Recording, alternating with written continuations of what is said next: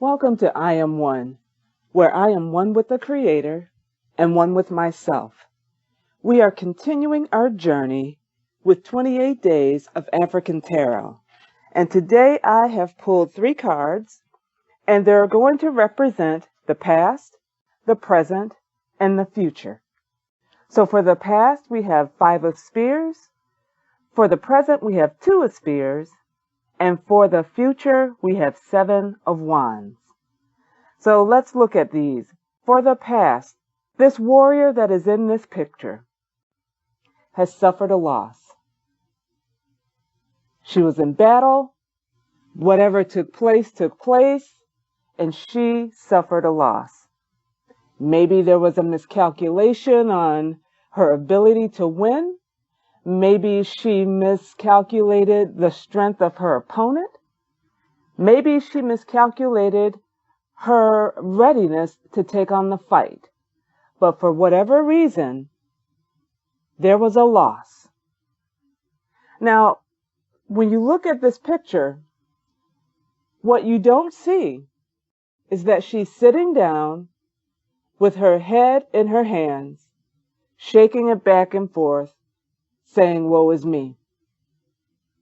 What you do see is that she's standing tall and that she is picking up the pieces, or her spears, which maybe she threw and they missed the mark, but she's picking them up. She's standing tall and she's picking them up. Yet she still suffered the loss. And while others are walking away, maybe they were on her team, maybe they were part of the other team, that they're going about their business now that the battle is over, she is not standing there looking at the situation as if all is lost. She's standing there picking up the pieces and ultimately ready to move on with whatever she needs to do to move forward. And maybe you have suffered a loss that cost you dearly. Maybe you suffered a loss that not only affected you, but affected those around you, your family, your children, your spouse, your significant other, your position at your job. Maybe you cut someone off and that caused a car accident and someone in the other car got injured. There is something that happened in the past, a decision that you made that cost you dearly. But that is in the past. You've picked up the pieces, and now you're in the present. And so the 2 of Spears is representing that there's a current decision that you have to make. And maybe it's a current decision you have to make in dealing with the past loss that you suffered. That you're not going to go down that road again, or you're going to take up the battle again, but now you're more prepared. But here's the image we have with this picture. This warrior is standing there. She has her spears ready. She has them held up above her head, but she's blindfolded. Does it mean she's going into the situation blind? I don't think so. I think this means she is contemplating or strategizing. I think that's the better word. She is standing there and she's strategizing how she's going to pursue this time around. Or this may be a totally different situation altogether. But before she takes step number 1 to face it, she is standing there with her spears above her head, with her eyes blindfolded, because there's a saying to trust your gut. She's dealing with the strategy that she's going to implement. She's dealing with, she's possibly weighing if she makes this move, then maybe her opponent's going to make that move. She's playing a game of chess in her head because every move counts. So before she just runs out to try to make this happen, she's focused. She's using her intellect. She's not using her senses to try to get her strategy together. And that doesn't mean that using your senses is bad altogether. But in this situation right now, she's got to move beyond her senses. She has to use her intellect. She has fought this before, or she's been in this situation before, or the fact that she's suffered a loss before is experience enough. And with that experience, she's coming into this present decision wiser, better prepared, and listening to the voice of reason within her own head. Doesn't mean we can't consult others, but right now, in this present moment, for this present situation, you have to trust your own gut on this one. And then we go to the future. And you need to understand the choices that we made in the past, and even the choices that we're making today, will affect what we can do, how we can move or not do or not move in the future. But whatever the decisions are that you have made and are making now in the present, as you move forward into the future, this Seven of Wands card is showing us that you're going to have to be willing to stand on those decisions. When you look at this card, she has these wands down beneath her.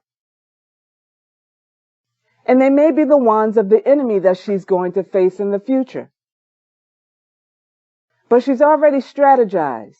She already has her plan. She's trusting her gut. And even though it looks like there's more of them than there is of her, she's willing to stand on the decision that she's made to get her to where she is. And pay attention to what she's standing on. She's not standing on sand. She's not standing in the grass. She's standing on a rock, on a stone, on something that is firm, that is not going to break, not going to shake. She's not going to fall over easily. It's easy to say we want to do something. We want to be something. We want to go here and we want to go there. It's easy to even strategize on how we're going to do it, how we're going to save the money, how we're going to put things in reserve, how we're going to do whatever it takes to do whatever it is that we're making the decision about. But it's a whole nother ball game to be in it when the future comes and the stars align and you're in that position to do what you said you were going to do, to be where you said you were going to be, to complete what you said you were going to complete, to see manifest what you said was going to manifest. Because everything comes with a cost. The naysayers are going to be there to say, nay, this can't be. This won't be. She can't be the one. He can't be the one. You can't be the one. And yet you've counted the cost. You've set things aside. You've done your exercise. You've eaten well. You've saved your money. You've put down your down payment. You've made your installment payments, whatever it is. You've done the necessary work to get you to the future place. And when you get there, don't think that it's not going to be without a fight just because the future is now. You're doing all this because when the rubber meets the road in that situation, when it comes to fruition, you have to be ready to stand your ground. You have to be ready to be sure of the decisions that you made, the preparations that you made to get you to where you are. Because one sign to your enemy, one sign to your naysayers that you are not secure, that you are not confident in what you've said and how you've prepared and the decision that you made and that you're willing to execute it no matter what. One sign of weakness to your naysayers is all that they need to come on your rock and take over, to overcome you and defeat you.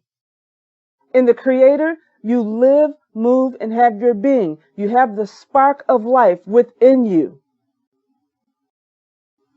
The Creator is in you. The ability to save yourself is within you. The ability to take on whatever you need to take on is in you. The ability to overcome is in you. Learn from the mistakes you made in the past. Learn from the failures that happened in the past. Learn from the devastations that happened in the past. Gird your loins now in the present. Write down if you need to write down so that when those challenges come, you don't forget. This is what I already said. I've already put this out in the ethers. I've already spoken this word. I've already done the work. I'm not sitting here with my head in my hands wondering how. I've done what's necessary to bring it to pass. It's just a matter of time before that door swings open wide. But I am not backing down on what I have chosen. I am not backing down on my commitment. I am not backing down on what I said I wanted to see, what I said I wanted to do, who I said I would be. I watch Tabitha Brown every now and then. She's if you've ever heard of her or seen any of her little TikTok or YouTube or Facebook videos that she does. She had been saying all her life she was going to be famous. She was going to be a TV star. People were going to know her. She knew it when she was young. And recently she posted a picture of a friend of hers that she saw from high school. And I guess they had met each other after years of high school. They had gotten together, and her friend had showed her, I think it was a napkin. It was a napkin that Tabitha had written down and told her basically, she was glad that they had connected. It was good to see her.